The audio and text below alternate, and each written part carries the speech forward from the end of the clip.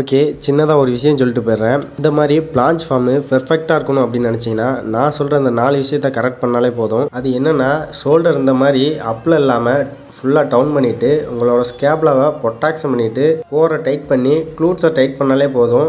Perfect ஃபார்மில் வந்துடும். இதை சொல்கிறதுக்கு வேணால் ஈஸியாக இருக்கலாம், ஆனால் பிளான்ச் ஃபார்மில் இதை எக்ஸிக்யூட் பண்ணுறது ரொம்பவே கஷ்டம். ஸ்கேப்லா பொட்ராக்ஷனுங்கிறது நீங்கள் நினைக்கிற மாதிரி இல்லை. இந்த வீடியோ பாருங்கள். இதை பார்த்தாலே நீங்கள் ஓவர் பொட்ராக்ஷன் அப்படின்னு நினைப்பீங்க, ஆனால் அதுதான் கிடையாது. இதுதான் கரெக்டான ப்ரொட்ராக்ஷன். இப்போ பாருங்கள், இதே ப்ரொட்ராக்ஷனில் லெக்கை மட்டும்தான் லிஃப்ட் பண்ணுறேன், அப்படியே கோரை டைட் பண்ணி க்ளூட்ஸை டைட் பண்ணுறேன். பெர்ஃபெக்ட் ஃபார்மில் வந்துடும். நீங்கள் ஓவர் பொட்ராக்ஷன் நினச்சிட்டு இந்த மாதிரி ட்ரெயின் பண்ணிக்கிட்டு இருந்தீங்கன்னா தயவு செஞ்சு நிறுத்திடுங்க. லான்ச்சுக்கு ஸ்கேப்லா ப்ரொட்ராக்ஷனுங்கிறது ரொம்ப முக்கியம்.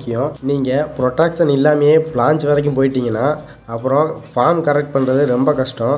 அதனால் ஸ்டார்டிங்லேருந்தே ப்ரொட்ராக்ஷனோடையே ட்ரெயின் பண்ணுங்கள். ஃபார்ம் கரெக்டாக தான் இருக்கான்னு பார்க்குறதுக்கு நீங்கள் உங்களை நீங்களே வீடியோ எடுத்து கரெக்டானு செக் பண்ணிக்கோங்க. எனக்கு இதெல்லாம் ரியலைஸ் பண்ணுறதுக்கே ரொம்ப நாள் டைம் ஆச்சு. நீங்களாவது கரெக்டாக ட்ரெயின் பண்ணுங்கள்.